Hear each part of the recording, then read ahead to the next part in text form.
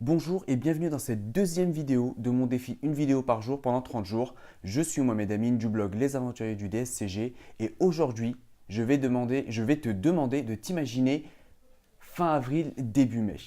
On est en pleine période fiscale, tu n'as pas encore ton DSCG, tu as passé une période fiscale qui n'était pas forcément toujours évidente ou toute rose, forcément on a la tête dans le guidon, on a pas mal travaillé et là, tu te dis que l'année prochaine, il faut que ça change. Et une des manières de le faire, justement, c'est de passer ton DSCG. Et en tout cas, de le valider et de passer à la suite. Et la bonne occasion, la bonne chose, c'est que là, les ouvertures aux inscriptions du DSCG sont ouvertes. Ça s'ouvre en général fin avril et ça se termine un mois après, en fait. Et là, tu te dis, cette année, il faut que je valide tout, il faut que je passe à la suite. Donc là, ta motivation crève le plafond. Tu te dis, s'il te reste 2 matières à passer, je les passe cette année, je vais réviser quand même malade et je vais le faire. S'il t'en reste beaucoup plus parce que tu n'as pas d'équivalence, tu te dis, je vais en passer 3, 4, 5, c'est pas grave, je vais beaucoup réviser, je suis motivé, j'ai envie de le faire. Et donc, tu t'inscris à toutes les matières que tu dois passer. Donc, comme je te l'ai dit, la motivation est là. Bien évidemment, après quelques semaines, tu commences tes révisions parce que la période fiscale se termine, les jours passent, les semaines passent, et puis au fur et à mesure, tu te rends compte qu'en fait, ce n'était pas aussi facile, que ça allait être dur. Tu as eu des blocages, peut-être des retards, des fois où tu n'étais pas forcément très motivé pour réviser. Et là, tu commences déjà à te poser tes premières questions. Tu te demandes, est-ce que tu as bien fait de t'inscrire à autant de matières? Mais tu te dis, c'est pas grave, tu as encore de la marge, tu vas te reprendre et tu continues. Donc là, tu continues dans tes révisions, il n'y a pas de souci. Et plus ça avance, plus la motivation baisse. Et là, quelques jours, quelques semaines avant les examens, en fait, c'est plutôt quelques jours ou quelques semaines, tu vas te rendre compte qu'en fait, tu n'as pas pu réviser tout ce que tu voulais, que tu n'es pas prêt. Il y a peut-être certaines matières, tu comptais les réviser à la fin, mais comme tu as pris du retard, tu n'as même pas pu y toucher. Et là, soit tu te présentes quand même en disant je n'ai rien à perdre, soit carrément tu abandonnes en disant c'est mort, j'attendrai l'année d'après. Et là, la motivation était passée de là, et elle a baissé, elle a baissé. Certes, à certains moments, elle stagné, mais à certains moments, elle baissait, elle baissait. Et là, elle est au ras des pâquerettes. Tu te dis, ça ne le fait pas du tout. Comment ça se fait que tu as pu perdre autant de motivation et comment est-ce que tu as pu te fixer un objectif qui est trop ambitieux en fait. Et donc aujourd'hui, j'ai envie de te parler de motivation et de te dire, mais voilà, la motivation était là. Comment est-ce qu'on peut faire pour la maintenir? Je ne te dis pas qu'elle va toujours crever le plafond, mais au moins qu'elle ne descende pas jusque-là et qu'elle fluctue, mais qu'elle reste toujours dans la position haute. Et pour ça, je vais te parler d'un élément important qui est, on va dire, le pourquoi. C'est quoi ce pourquoi? C'est de se dire, on fait des choses, c'est bien, mais demande-toi pourquoi tu veux le faire. Et pour le DSCG, c'est pareil. Le DSCG, tu le passes, tu vas me dire oui, mais c'est facile, c'est parce que je vais passer le deck et être expert comptable. Je te dis oui, mais pourquoi tu veux être expert comptable? Et en fait, l'idée, c'est de creuser et de trouver vraiment le pourquoi profond, ta véritable motivation. Pourquoi je te dis ça? Pour une raison simple, c'est que quand tu vas la trouver, en fait, ça va t'aider à maintenir ta motivation au plus haut parce que quand tu vas avoir des difficultés, quand tu vas avoir certaines choses, en fait, la motivation elle va vouloir baisser, mais quand tu vas repenser à toutes ces choses, la motivation va se maintenir, voire va remonter parce que justement, tu sais que tu fais ça pour les bonnes raisons. Alors, je t'ai dit, passer le DSCG, pourquoi? Par exemple, pour avoir le deck, pour être expert comptable. Pourquoi être expert comptable? Pour être indépendant, pour être associé. Pourquoi tu veux ça? Peut-être pour avoir de l'argent. Je sais que c'est un peu tabou en France, mais pour avoir de l'argent, pourquoi tu vas avoir plus d'argent?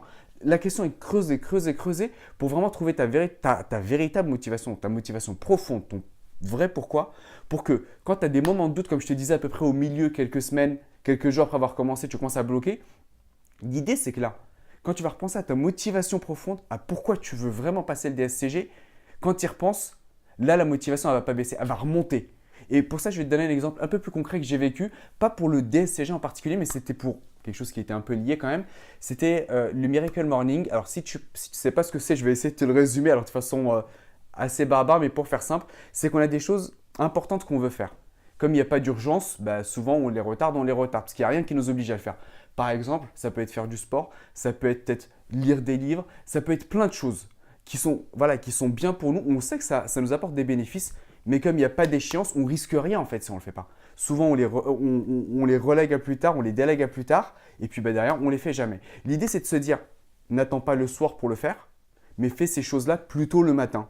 Tu les fais en début de journée, c'est plié, tu peux faire le reste de la journée avec ce que tu veux, avec le travail ou peu importe en fait, travail étudiant ou peu importe ce que tu veux faire. Mais l'idée c'est, au lieu de se dire, je l'ai fait le soir mais parce que tu es fatigué, parce que tu n'as pas le temps, parce que tu termines tard, tu ne fais pas ces choses importantes en fait. Mets-les plutôt le matin et puis fais-les et au moins tu es sûr d'avancer. Si tu veux les faire le matin, bien évidemment, il faut se lever plus tôt. Et l'idée c'est que le Miracle Morning, ça vient d'un livre qui a été écrit par Hal Herold. Je te mettrai peut-être la description ou le lien du livre sur Amazon ou des résumés qui peuvent être faits. Mais l'idée, c'est de se dire le matin, tu commences pas par attaquer tes objectifs directement ou ce que tu veux faire. Il a appelé ça les savers, pardon. Et l'idée, c'est de faire des actes qui deviennent une habitude avant de commencer à faire les choses les plus importantes. Et ces actes, ça se résume dans le mot savers, c'est S de silence pour de la méditation, le A d'affirmation, faire des affirmations, de la visualisation, etc. Je te les détaille pas parce que ça n'a aucun intérêt, je te mettrai une vidéo si tu es plus intéressé ou un lien par rapport à ça. Mais l'idée, c'est que un des actes, c'est la visualisation et l'idée, c'est de se visualiser dans ta journée idéale, dans ta vie idéale pour en fait tendre vers ça. L'idée, c'est que tant que tu ne te l'imagines pas et que tu ne veux pas tendre vers ça, tu ne pourras pas le faire parce que voilà, tant que ce n'est pas précis, tu ne le feras pas. Et moi, je sais quand j'ai voulu débuter le Miracle Morning, je voulais me lever à 5h30 tous les matins. Forcément, il y a des journées où quand tu dors tard, c'est beaucoup plus dur de se lever le matin. Et il y a un matin, j'étais vraiment fatigué. Je m'étais quand même levé, j'ai commencé les savers, justement, j'ai commencé par la méditation. Et à un moment, j'étais fatigué, je m'étais dit, je finis juste les savers et je vais redormir. Au moins j'ai fini ça et je ne pars pas sur une défaite. Et bizarrement, à la visualisation, quand tu t'assois, tu fermes les yeux et tu t'imagines la vie que tu veux avoir, la journée idéale que tu veux, bizarrement, la fatigue, après, moi je l'ai fait que pendant 1 minute en plus ou 2 minutes. Et une fois que tu te visualises ça, en fait, ça te remotive, tu es motivé en fait, tu es motivé, tu n'es même pas fatigué. Et tu peux te lancer sur une journée. Et moi, après ça, en fait, j'ai pu rester éveillé et travailler sur d'autres choses.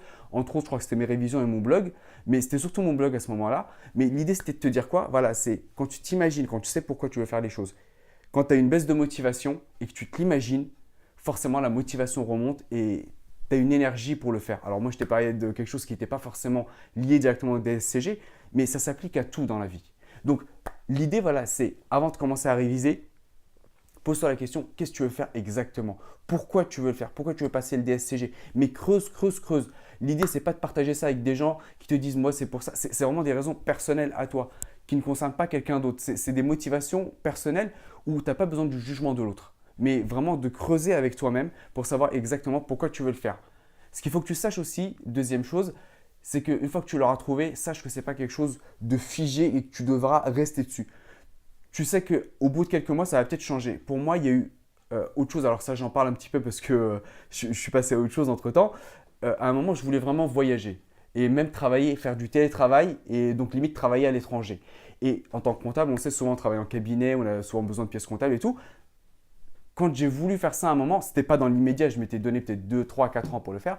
J'avais commencé à réfléchir à des solutions, mais parce que je voulais tellement le faire que voilà, j'ai réfléchi. Je sais qu'il y avait des cabinets qui faisaient du télétravail. Je m'étais dit, il y en a qui sont totalement en dématérialisé, donc tu peux travailler de l'étranger, il suffit d'avoir une connexion Internet et pas avoir trop de décalage horaire.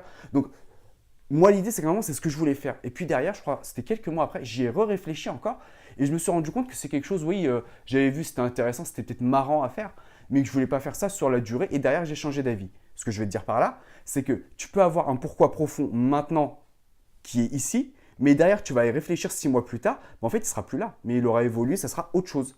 Ce sera peut-être une petite évolution, une plus grosse, mais l'idée, c'est que tant que tu ne te poses pas la question et tant que tu n'agis pas pour ça, tu ne peux pas en fait avancer. L'idée, c'est de se figer, travailler dessus, continuer à faire une révision de son pourquoi profond. Et puis, s'il évolue un petit peu, ce n'est pas grave. Parce que l'idée, justement, c'est de toujours être en réflexion et d'avancer. Et que ce n'est pas choquant en soi parce qu'on évolue, on a certains événements qui surviennent, on a certaines expériences qui font qu'on peut changer d'avis sur certaines choses, on peut vouloir d'autres choses et ça peut évoluer. Donc, cette vidéo un peu plus longue peut-être pour une deuxième vidéo, mais dans laquelle ça se résume à ça. Tu veux réviser le DSCG, tu veux maintenir ta motivation au maximum, trouve ton vrai pourquoi, celui qui est profond, celui qui te concerne toi et pas les autres.